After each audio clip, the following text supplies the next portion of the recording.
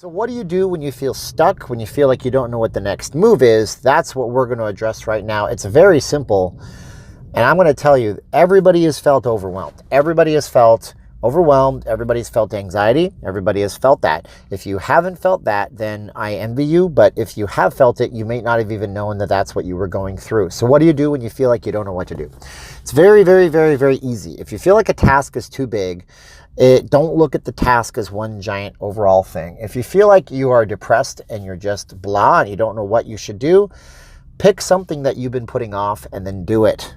Do one thing for 5 or 10 minutes. If you have a house that needs to be cleaned, clean one little corner of one room of the house. And if that feels like you accomplished something, then clean something else. I never liked physical work when I was younger. I was always a bit of a slacker and I never took any pride in what I did.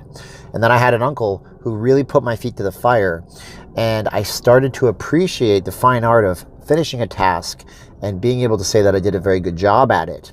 And ever since then, whenever I feel like I'm overwhelmed and I don't know what to do, I just set a timer on my phone, or if you don't have a phone, just buy an egg timer. I'm sitting outside of a dollar store right now. Buy an egg timer from a dollar store, whatever.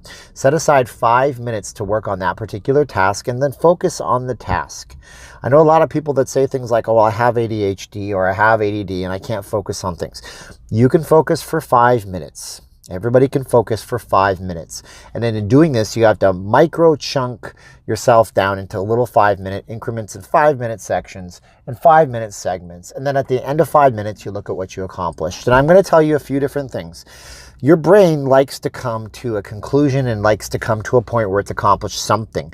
We need closure. That's why when you see a cliffhanger on a TV show, they work so well. That's why Netflix works the way it does. That's why on a Netflix series, it's always like to be continued. So you binge watch.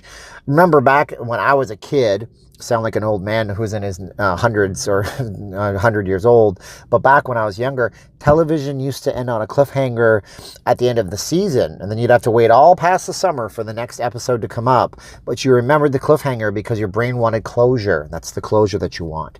So if you're looking at a task and you start it, you're more than likely going to finish it. But don't look at the task once again like, oh man, I have to clean my entire 2,000 square foot house or my entire 500 square foot apartment or whatever. I don't have to, oh man, I'll look at how much of this paperwork I have to do. I have 500 pieces of paper to go through.